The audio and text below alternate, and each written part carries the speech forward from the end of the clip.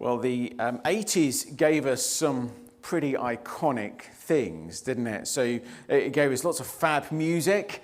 It gave us E.T., the A-Team, Walkmans, Nintendo, Rubik's Cubes, VHS, if you remember back then, Care Bears, boom boxes. It also, unfortunately, gave us mullets and big shoulder pads, leg warmers, neon socks, all these wonderful things. In the 80s, it also gave us the Just Say No anti-drug campaign. Some of you of a certain age will remember it was the cast of a TV programme called Grange Hill. They recorded the song Just Say No. It was a pretty terrible record, really, but it reached the top 10 in the UK. And not surprisingly, the message was simple. When it comes to drugs, just say no. And for a lot of this chapter, we've been looking at it, and when faced with the temptation of this forbidden man or forbidden woman, it is just say no. In fact, not just say no, but for verse 8, keep well away from her. Don't go anywhere near her. In New Testament terms, it's pretty similar to what Paul says to young Timothy, 1 Timothy chapter 6, verse 11. But as for you, O man of God, flee these things. Flee these things. But Paul doesn't stop there. He carries straight on and he says, so flee those things and pursue righteousness, godliness, faith, love, steadfastness, and gentleness. And that's the line that the Father is taking here in Proverbs 5. So it's not just say no and flee, it is that. But we are to positively pursue something else. To say no to what is forbidden and to say yes to what is good and given to us. And this is a really helpful principle for us in that to fight the good fight and to know how to deal with sin and temptation. It is to embrace what is good and right as well as flee from what is wrong. So let's look at that in our first point. Have a drink. Through a series of, I'm going to say, unfortunate events, we now have 5 guinea pigs in our house. My daughters would say they're not unfortunate events, but we are actually outnumbered by the pigs. And they have their cute moments, I will confess, but they are pretty daft. So they sort of live in cages of 2, and one's on his own, but you put your little bits of carrot in there, and they're daft. So they grab their carrot and they run away. There's a piece of carrot for each one, but they don't want their own piece of carrot. They go after the other one, the carrot the other one's got. So the guinea pig will go nick it off the other one, and then the other guinea pig will sit there, and then he'll go and nick it back. And there's this thing, it's like, just have your own carrot. It's there, you've got enough, just enjoy it. You don't have to steal someone else's. What's wrong with you? And there's a little bit of that going on here. Verse 15. Drink water from your own cistern, flowing water from your own well. Why is the Father suddenly talking about water? Well, it's a metaphor. It's a flexible metaphor. It's used in various different ways in this passage. And it's speaking about aspects of sexuality. I'm not going to explore all the rather graphic interpretations that people have found in this passage that relate to water. We're just going to keep it pretty generic and accept it's speaking about aspects of our sexuality. But I want you to note, he doesn't say, don't drink water. So these sons who've gathered in, they're listening, they don't have to go thirsty. The Father isn't saying that they can't enjoy any sexual pleasure ever and they have to live out their lives in frustration. He's actually saying, drink water. Go on. You can enjoy this. It's not wrong. Have a drink. But drink it from your own cistern. So you don't need to pop around to your neighbours to get a drink. You don't have to log on to the internet to have a drink. There is a legitimate supply of fresh water to be enjoyed. So have a drink. The second line in verse 15 says pretty much the same thing. Flowing water from your own well. Now the idea of flowing water is is of pure water.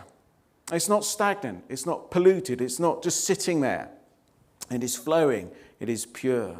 People see all sorts of sexual meanings here, and they could well be right, but that's enough for us today, just to recognize that this water is good, it's clean, it's refreshing water, and he's got his own supply to enjoy.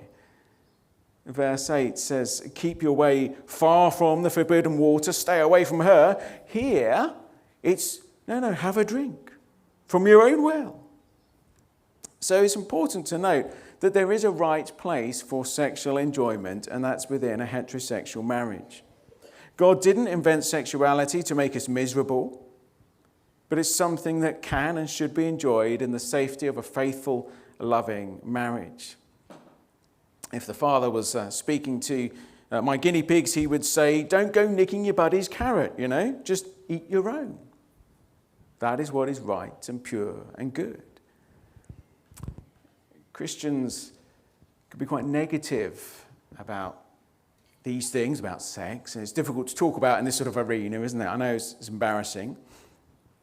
And we can, as Christians, come across as being quite anti-sex, but that really shouldn't be the case. The description here is of flowing water, and it's good. So we shouldn't think about sex inside marriage as something that's dirty or unspiritual or only to be had when absolutely necessary. In this marital setting, it is good and should be enjoyed. Have a drink, he says, because what is the alternative? He contrasts this pure flowing water with another kind of water. Verse 16. Should your springs be scattered abroad, streams of water in the streets? It's the idea of him not spending his sexuality in the right place with his wife, but rather his energies are scattered abroad like dirty street water. I can't help but think about those times, I think, in England in the Middle Ages when they used to sort of throw their sewage out the window into the streets and it'd just be flowing through the gutters. Even in our day and age with proper sewage systems and rubbish collections, I don't think any one of us really would enjoy messing about near the gutters and in streams that were running through the streets. It's a horrible picture, isn't it? It's a picture of contamination. It's a picture of filth and dirt. This is such a contrast to the picture of water coming from the well. And that street water is like sexual activity outside a marriage. It's not clean, it's not pure, it is polluted. You see, the Father is saying, don't take your good water, in other words, your sexuality, and enjoy it in a polluted and a polluting kind of way. No, verse 17, let them be for yourself alone and not for the strangers with you. There's a clear contrast here. There is a clean and good, pure way to enjoy sexuality, which the Father encourages, and there's another way which is forbidden, and that's dirty, it's foul, it's polluted and polluting. His sexual energies are to be enjoyed, invested in his own marriage with his own wife, and not wasted on strangers. Now, young people, it's a bit embarrassing thinking about this, isn't it? But you do need to know this. We all need to know this, really. But the world teaches that sex is something that is perfectly normal for people who are dating. It will even judge those who wait until they're married and say you're just being weird and old-fashioned and prudish. But the Word of God teaches the reality. The wisdom of God tells us how it really is. And it's good to enjoy the gifts God has given us in the best ways. And that means sex is good, it's pure and it's healthy, but it needs to be reserved for inside marriage. Now, if you found that uncomfortable, I'm sorry, but he's going to turn up the heat a little bit. So let's see what he says in our second point, enjoy the blessing. As parents, there's all sorts of things we can give our blessing to, and other things we can't really bless. So if your child wants to stick wires into an electrical socket to see what happens, you're not going to bless that, are you? You're going to say, no, I'm sorry, you don't do that. That's dangerous. It's not a good thing. Or if they say, oh, Mum, Dad, I don't want to go to school anymore. that's not going to be something you can bless, is it? You're going to say, no, I'm afraid you have to go to school. That's just the way it is. In fact, last night, one of my daughters had a highlighter pen in her hand and jokingly asked what I would do if she highlighted the wall. And I thought for a moment, and I thought, well, I'm going to use that in my sermon. I can't give you my blessing to write on the wall. And there are some things God cannot give his blessing to. So same-sex relationships is something God cannot bless. It is inherently sinful. Adultery. It might appear fun and passionate, but it is sinful and it can't be blessed. Sexual activity outside marriage can't be blessed. Pornography use isn't something that can be blessed, no matter what your reasons for looking at it are. Dodgy business dealings, they're not something God can bless. Fiddling your finances aren't something God can bless. Having a lazy work ethic or a lazy study ethic isn't something God can bless. You know, you get to your exam and you're like, oh Lord, please help me. I know I haven't worked at all. Well, you know, if we ignore God in the short term, it might seem very good, but we shouldn't be surprised. Ignoring God ends in disappointment, pain, and heartbreak. And so the father is encouraging his sons in verse 18, let your fountain be blessed. Put yourself in the path of blessing. Don't go away from this area. This is the way you need to go. Let your fountain be blessed. How so? Well, by living in a way that is in accordance with what God has said. That is the way to blessing. It's not a promise that every marriage will be 100% fulfilling for everyone. That's simply not the reality. In many, if not most marriages, there are often all sorts of challenges and unmet expectations. To be married, it doesn't mean all your physical desires will be suddenly met and it's going to be like the movies and everything is dreamy and wonderful. But the father is sharing with his sons the way of the adulteress. That certainly won't be blessed. That leads to death. Let me show you the path that God can bless. What is the way in which our sexuality can be blessed? Verse 18, halfway through. Rejoice in the wife of your youth, a lovely deer, a graceful doe. Now remember, we're in wisdom literature. This isn't a promise of sexual fulfillment if you do X, Y, and Z.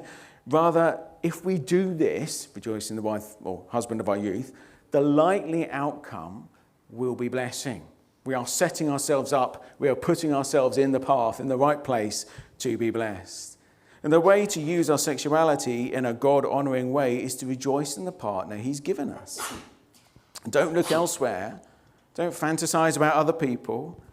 No, rejoice in the one God has given you, if he has given you someone. So what does this rejoicing look like then?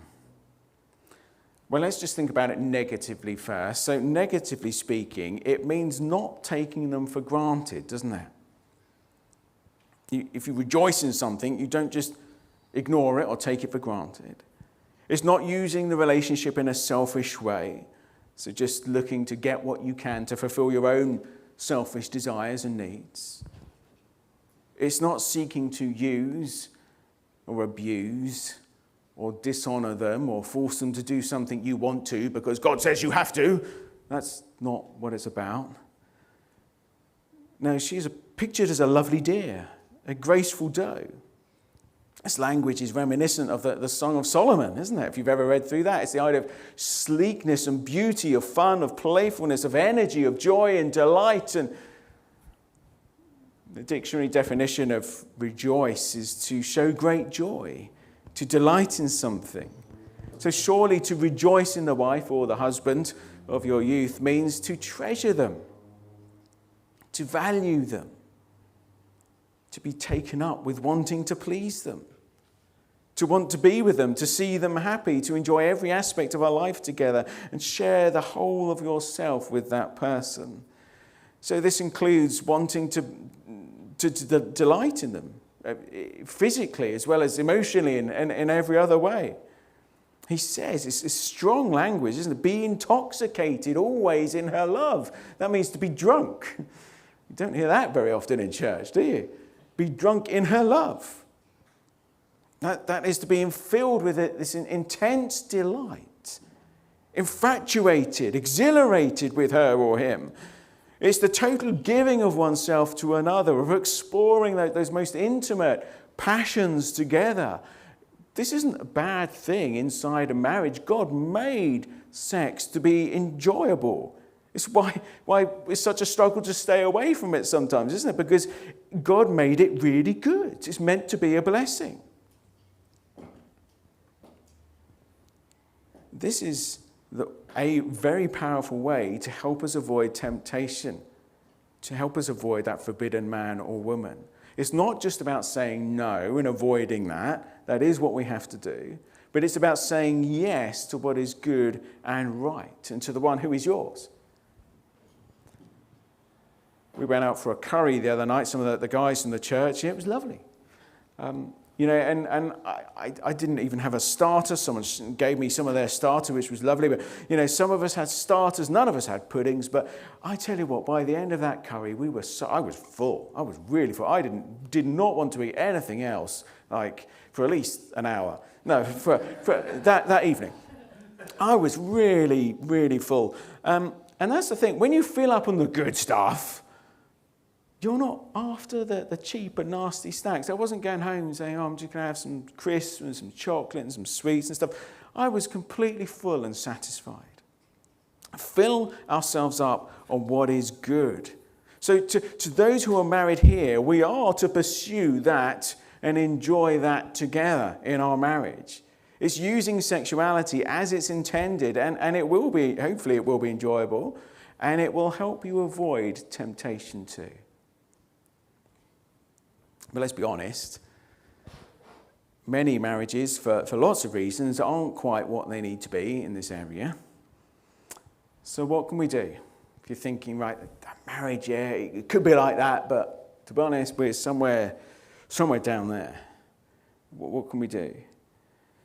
Well, we need to invest in our marriages.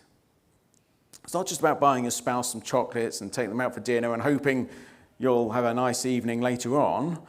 I mean, invest in time to build up that relationship. Make room in your life to work at rejoicing together in each other. Actually think, right, okay, so God's saying I need to rejoice in my spouse. How am I going to do that? Consider how you might pursue them. Think about that. How can I please them? How can I actually make this work? It's not taking them for granted, is it? It's actually investing in them. We started a vegetable patch a few years ago, and it was okay, first year. Got some vegetables from it, potatoes and various things, and it was all very nice, and that was great. We kind of just let it go after that. And now it's a patch full of weeds. Why? Because we didn't give it the time. We neglected it.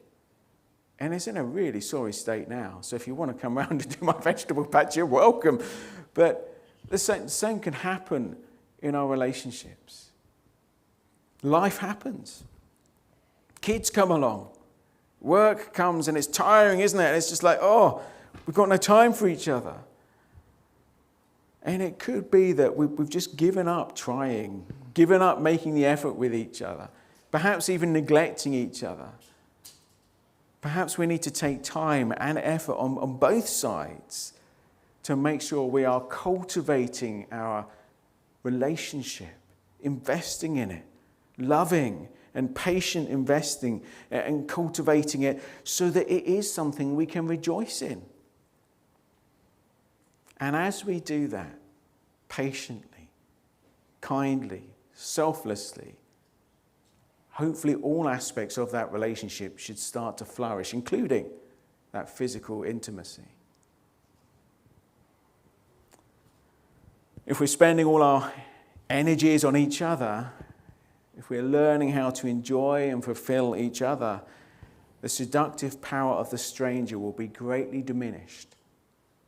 Maybe those of us who are married need to relearn how to rejoice in the wife or husband of our youth. But what about those who aren't in a position to pursue that kind of marital intimacy? Where can they run to? Where can they rejoice in? What can they delight in? It's not strictly in our passage, but hopefully it will be helpful to consider, even if it is briefly. So our final point is rejoice in the Lord. It might seem a bit incongruous for a married man to speak to those who aren't married about these things, or those who are married but can't enjoy this sort of aspect of the relationship. So I ask that you will extend grace to me in my direction as I blunder inadequately and swiftly through some of these complex matters. Thankfully, we can call upon the wisdom of a man who was single and who wrote as a single man. So Paul, certainly when he wrote 1 Corinthians, was single, and I think he was single for the rest of his life, to be honest. But he knows what he's speaking about when he speaks about being single and those passions and whatnot. But firstly, let's just think about some words from Philippians chapter 4 that he wrote. Finally, brothers and sisters, whatever is true, whatever is honourable, whatever is just, whatever is pure, whatever is lovely, whatever is commendable, if there is any excellence, if there is anything worthy of praise, think about these things. This is really helpful. This is really practical stuff. If we feed our minds provocative things and images and thoughts and whatever, it's hard not to do that, isn't it? Because that's the world we live in. It's just everything you look at is sexualized. But if we feed our minds on that, that's what's going to be dominating our thoughts. We'll be stoking the fires of passion and temptation that don't have a legitimate outlet. But if we fill our minds with whatever is pure and lovely and so on, that will lead our thoughts in a much more helpful way.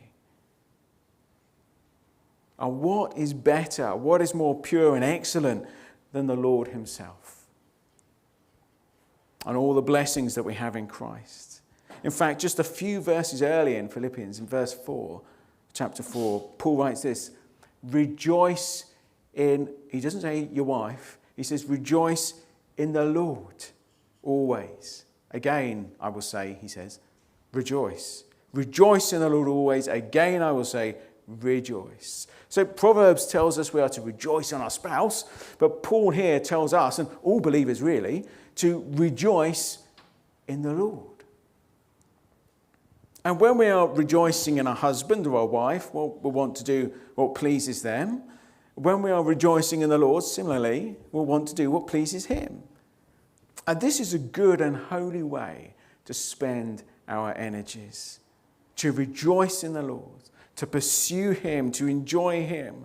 Remember the idea of filling yourself up in the restaurant, in the curry place, on good food so that you're not hungry for the bad. But when we're tasting and seeing the Lord is good, and the closer we draw to him, the less we will want to indulge in what is not good, in what is off limits.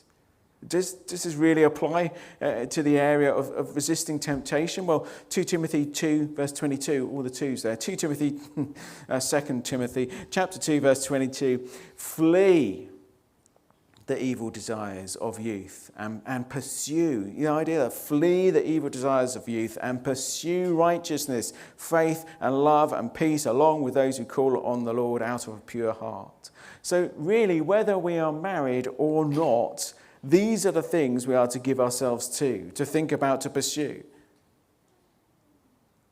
But when we're married, there is a division of our energies. Paul speaks about that in 1 Corinthians chapter 7, verse 32. He says, an unmarried man is concerned for the Lord's affairs, how he can please the Lord. But a married man is concerned about the affairs of this world, how he can please his wife, and his interests are divided.